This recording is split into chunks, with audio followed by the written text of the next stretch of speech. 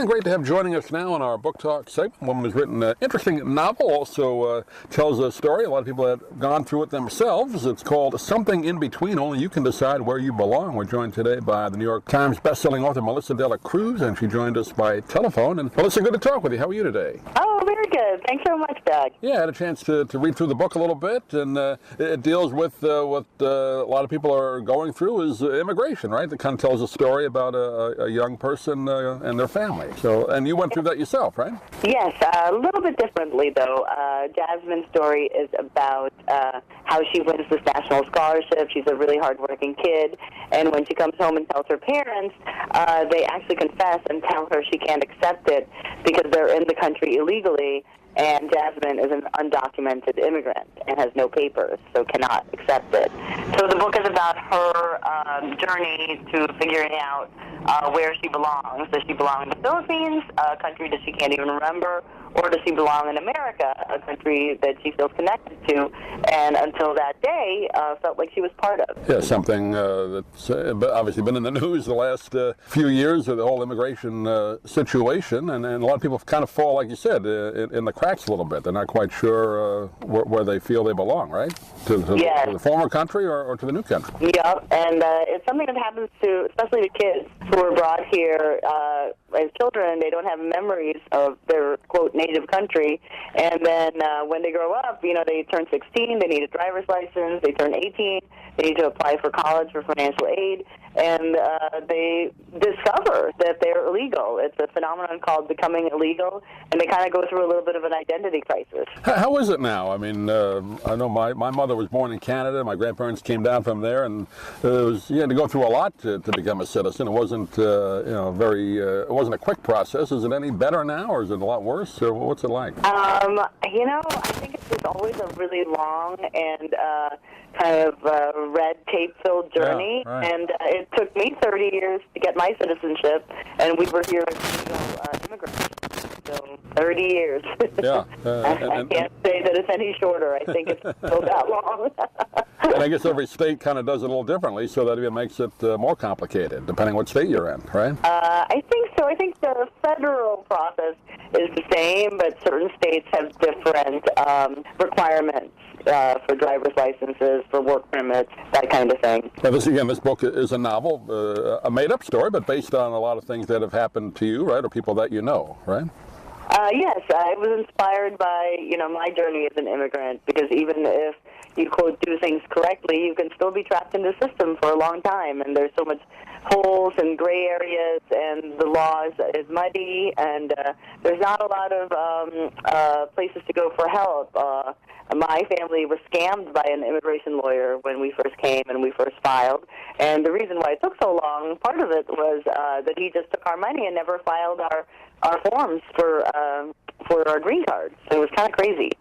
Yeah, and not to give too much away in the book, but something like that similar happens to your main character, right? Yes. A broken trust, I guess, is the best way to put it, right? I think so. I think she's very angry at her parents for keeping this from her. She feels like she's an American and she's resourceful, that she could have figured out how to deal with their problems. And just kind of reading through the notes, this upcoming election, is this your first one for president? Is that right? Yes, I got my citizenship less than 4 years ago, so this is my first presidential election, and I'm really excited to finally cast my vote. I've been on the sidelines for so long. I always wondered, people that come here, we kind of take it for granted, I guess, most Americans, the election every 4 years for president, but every year for something. But now this year is kind of wild and crazy. You don't have to give your opinion on it or anything, but it's a lot going on to digest, I would imagine.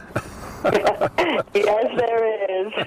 And I would encourage everyone to register and exercise their right to vote, because I came from a country where we had a dictator in the Philippines for 20 years, and while my parents went and voted at the polls, they came back very discouraged, and they said, well, we voted, not that it matters, it's all rigged. So, when we moved here, they were very excited to vote and be part of a democratic society. I wasn't sure what it was like in the Philippines, so it was still a dictatorship, pretty much. Yeah, we left at the end of the Marcos dictatorship, but and now it's a democratic country, and people are able to vote, and I think there's a huge turnout there.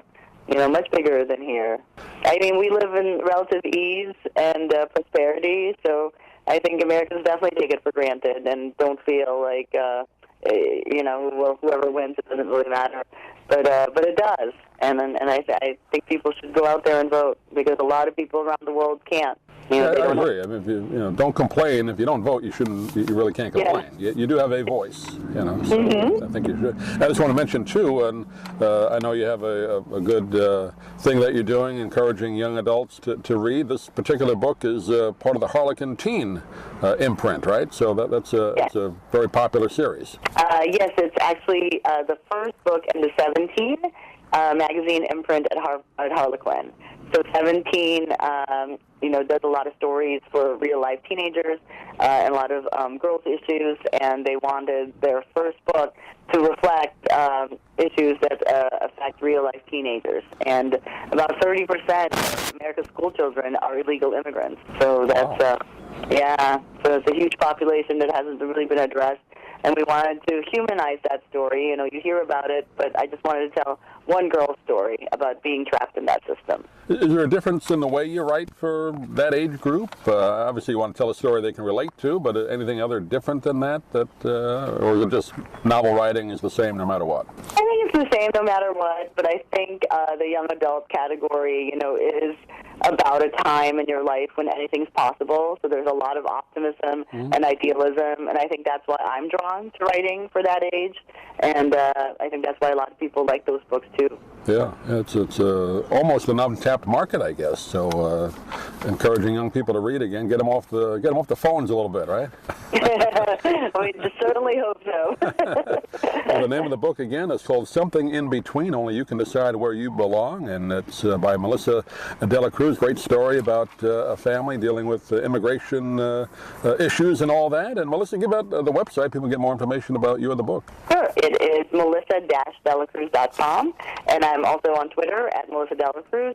And you can find the book at any local bookstore, Barnes & Noble, Amazon, Target. Great. Melissa, pleasure talking to you. Congratulations on your first vote, and enjoy the process, and we'll hopefully talk to you again. Thank you so much. It was a pleasure being here. Great. Thank you. I'm Stan Brock.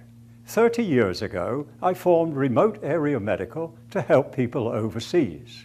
But then we found generations of families in America isolated by poverty from the health care they need.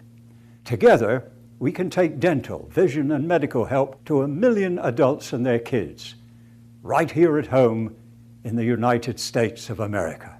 If you'd like to order the book we're talking about, please go to DougMilesMedia.com and enter the author's name in the Amazon search box. Thank you for listening. Please come back soon for more conversations here at DougMilesMedia.com.